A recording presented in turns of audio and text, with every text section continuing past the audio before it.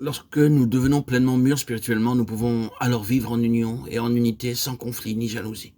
Lorsque nous sommes spirituellement des bébés, nous nous querellons pour des petites choses, comme le faisaient les croyants de Corinthe, qui se querellaient et disaient du mal les uns des autres. Dans Jean 21, notre Seigneur montre comment les gros poissons vinrent dans le filet sans querelle et sans lutte, mais très calmement, en bon ordre. Ces images montrent aussi l'autorité du Seigneur sur toute la création. Notre Seigneur aurait pu commander n'importe quelle bête, même un lion, pour le chevaucher lorsqu'il entra à Jérusalem, mais il monta sur une ânesse. Il choisit à dessein cet ânon. L'ânon est l'un des animaux les plus rebelles. L'ânon ne supporte pas qu'on le chevauche et celui qui essaie de le faire passe par des moments difficiles. J'ai vu dresser un ânon afin qu'il puisse être chevauché. Deux hommes maintenaient l'ânon pendant qu'un troisième le fouettait pour le faire aller là où il voulait. Ils lui firent subir ce traitement jusqu'à ce qu'il arrête de ruer et leur obéisse. Le Seigneur aussi utilise certaines méthodes pour nous briser jusqu'à ce que nous disions « Seigneur, je ne ruerai plus ». Le Seigneur dompta l'ânon. Quel mystère. Il y avait d'autres animaux comme la mule ou le cheval et il choisit un ânon, indompté.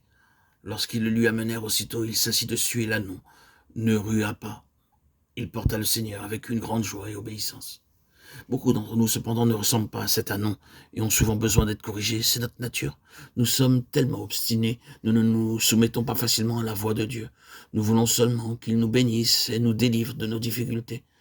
Lorsqu'il vient pour faire sa volonté, nous ne voulons pas. Nous voulons que seule notre volonté soit faite. C'est pourquoi beaucoup de croyants ne croissent pas spirituellement. Ils n'obéissent pas implicitement au Seigneur Jésus-Christ. Maintenant, avec quelle joie et quelle humilité l'ânon portait le Seigneur Jésus-Christ. Cette fois, le Seigneur Jésus montre à ses disciples que s'ils veulent être ses vrais disciples, ils devront devenir comme cet ânon. Il était obstiné par nature, mais en présence de Dieu, il devint humble et obéissant. Aucun homme ne peut briser notre volonté.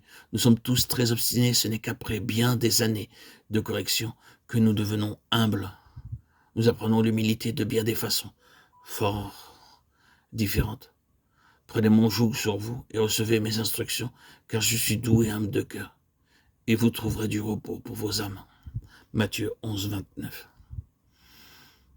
Un joug est utilisé pour deux bœufs de trait pour tirer ensemble la charrette ou la charrue. Le Seigneur veut que nous soyons ses partenaires, comme les deux bœufs sous le même joug. Comme ces bœufs, nous devons être humbles.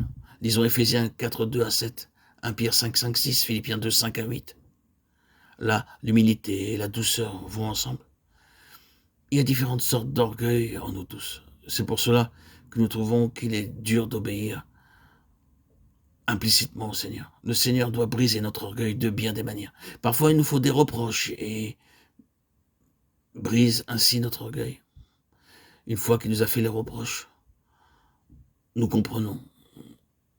Quelquefois, il permet beaucoup d'échecs pour que nous soyons brisés. D'autres fois, le brisement vient par la maladie.